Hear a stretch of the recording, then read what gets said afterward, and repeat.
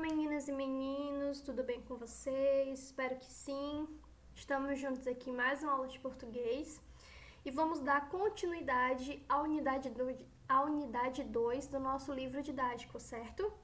Vamos fazer o restante das questões propostas do texto, que é o texto da nossa unidade 2, né? O Pedestre, que é um conto de ficção científica que está contando a história de um cidadão, né, que é o senhor Leonard, que ele vive em um cenário do futuro, né, de 2053. Ele descreve como é que vai ser as cidades, como é que é descrito, como é que vai ser no futuro, né, no ano de 2053. Ele descreve as ruas vazias, né, as pessoas todas dentro das suas casas e ninguém anda mais na rua. Enfim, vamos lá o restante das questões propostas, né? Eu passei de atividade, né, na nossa aula da última terça-feira, a página 50 e a página 51, né, que foi até a 9ª questão, né, a parte de compreensão do texto. Nós vamos fazer juntos agora, vou fazer comentários a respeito da página 51 e 52, a parte de olho na construção dos sentidos, certo? Que são 6 questões, certo? Vamos lá. De olho na construção dos sentidos. Primeira questão, releia este parágrafo. A rua era silenciosa, comprida e vazia. Só havia a sombra dele movendo-se como a sombra de um falcão no meio do campo. Se ele fechasse os olhos e ficasse imóvel, enregelado, poderia-se ver no centro de uma planície, um invernal deserto americano, sem vento, sem uma só casa, por centenas de quilômetros, e apenas leitos secos de rios, as ruas por companhia. Então vamos lá, item A. Nesse trecho, o narrador usa linguagem figurada, né? Aquela que não tem o sentido literal. Explique as comparações que mencionam o falcão no meio do campo e os leitos secos de rios. Primeiro imagine a situação, né? Onde ele está inserido. Ele está no mundo de 2053 e ele descreve toda uma cena assim, bem de ficção científica mesmo, né? Que é o assunto. E ele fala, né, das ruas vazias, de tudo escuro, de ninguém mais andando na rua e tudo mais. E quando ele faz uma comparação de um falcão no meio do campo, é como se fosse, a gente sabe que o falcão é uma ave de rapina, né? E ele fala assim, ó, um falcão no meio do campo. Imagina, é uma referência, né? O que ele quer dizer com isso, a linguagem figurada que ele está utilizando, é justamente da ideia de estar ele só no meio de uma rua deserta. É aquela ideia de que o falcão é aquele bicho meio que solitário, que ele só pousa em determinado local quando ele vai fazer ele vai pegar alguma presa e tudo mais, entendeu? Então essa é a referência que ele faz, o falcão no meio do campo. É como se não tivesse nada ao redor dele, só ele no meio pousado, entendeu? Como uma ave noturna. Entendeu? E quando ele fala apenas leitos secos de rios, é a mesma referência que ele usa do falcão para dizer sobre as ruas desertas. Entendeu? Leitos secos de rios. Imagina o leito de um rio, né? A correnteza do rio. E ele fala que leitos secos, como se nem tivesse essa corrente do rio. Entendeu? Para dar sentido da imagem justamente da solidão, de uma rua deserta, certo? Sem vida. É justamente essa comparação que ele quer fazer, certo? Das ruas desertas. E no item B. No caderno, copie do texto outro texto que faz referências aos leitos secos de rios. Sublinhe nele as palavras repetidas e explique por que ocorre essa repetição. A partezinha do texto que faz referência a isso, né, dos leitos secos do rio, está na página 49, é o último parágrafo do texto, que é o que vocês vão copiar, né, no caderno. É justamente esse trecho, ó. O carro desceu as ruas vazias como leitos de rio e foi embora, deixando as ruas vazias, com calçadas vazias e nenhum som e nenhum movimento por todo o resto da fria noite de novembro. Então, quais são as palavras repetidas que ele fala aqui, ó? Vazias, vazias, nenhum e nenhum. E por que ocorre essa repetição? É justamente para dar ênfase, para deixar claro a solidão, para deixar o mais claro possível que as ruas estão vazias e que não tem nada nem ninguém. Por isso que ele repete: calçadas vazias, ruas vazias com calçadas vazias e nenhum som, nenhum movimento, que não tem nada, né? Tá tudo vazio e não tem nada. Por isso que ele faz a repetição do nenhum e nenhum, certo? É justamente para deixar claro isso mesmo, a solidão. Então vamos lá, segunda questão. Releia o trecho a seguir. E no seu percurso, veria os chalés e as casas. E as casas com suas janelas escuras. E não parecia diferente de caminhar através de um cemitério, onde apenas a tênue luz bruxuleante de vagalumes surgia em lampejos atrás das janelas. Repentinos fantasmas cinzentos se manifestavam dentro das paredes dos cômodos onde uma cortina permanecia fechada contra a noite. Ou se ouviam sussurros e murmúrios onde uma janela de um prédio tumular ainda estava aberta. Os elementos destacados no trecho acima foram empregados para dar ênfase a que aspectos na história, do mesmo jeito que na primeira questão, certo? Esses elementos, ó, caminhar através de um cemitério, fantasmas cinzentos, prédio tumular, que faz referência a túmulo, né? É justamente para dar ênfase a que aspectos da história. Justamente sobre a solidão, entendeu? As ruas vazias, né? Por isso que ele fala que andar nas ruas não é diferente de caminhar através de um cemitério. É como se tivesse todo mundo morto, fica todo mundo trancado. No caso, ele fala aqui, né? Prédio tumular, é como se cada um tivesse preso no seu túmulo e ninguém se socializa mais. Andar nas ruas desertas, entendeu? É justamente dar ênfase do mesmo jeito que a primeira questão. Certo? A terceira questão, vamos lá. No trecho a seguir, explique com que significados é empregado o verbo tocar. Certo? Tocar. Os sepulcros mal iluminados pela luz dos televisores, onde as pessoas se sentavam como os mortos, as luzes cinza ou multicoloridas tocando seu rosto, mas nunca realmente as tocando. O pronome as está destacado em itálico no original, né? Ele fala as tocando, né?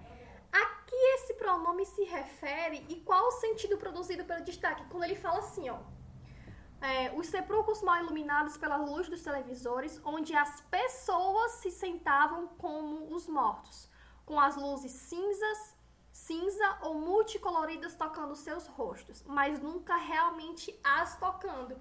Esse as tocando é referente a quem? As pessoas, certo? Tocando as pessoas, é justamente para não ter a repetição, né? E nunca realmente tocando as pessoas. E ele substituiu pelo esse pronome aqui. Mas nunca realmente as tocando.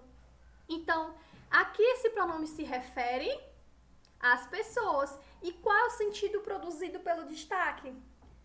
Para não acontecer a repetição de palavras, certo?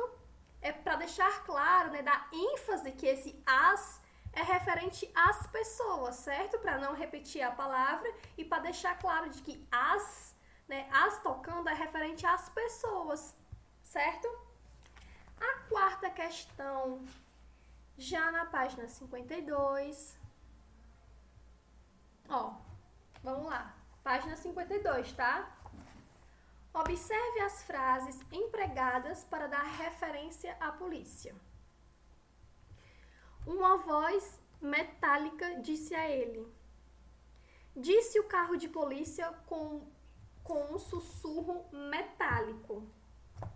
O carro de polícia permanecia no meio da luz, zumbindo fracamente com sua garganta radiofônica.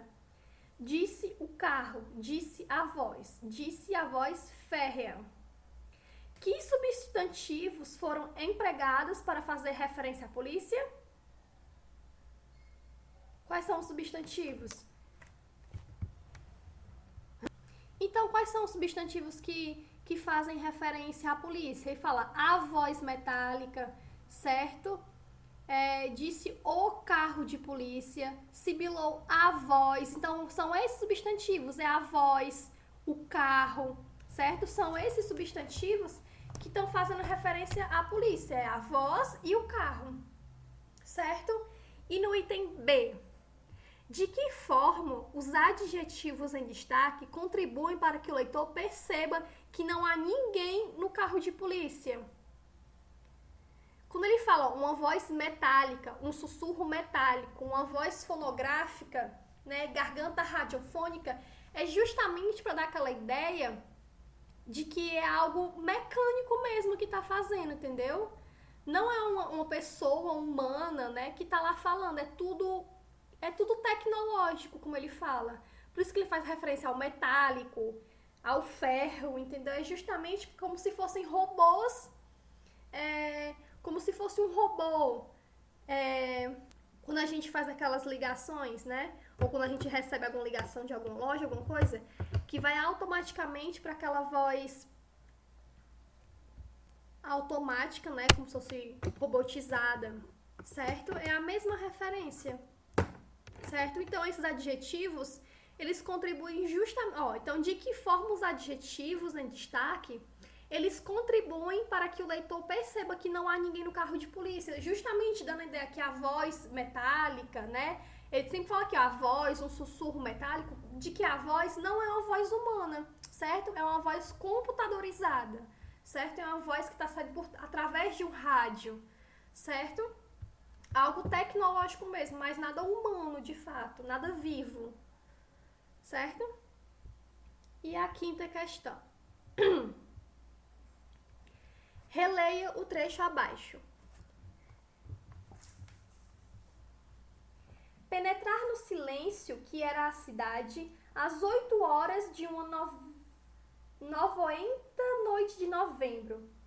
Pôr os pés na calçada de concreto irregular, trincas onde a grama nasceu, e se erguir de mãos nos bolsos através de silêncios.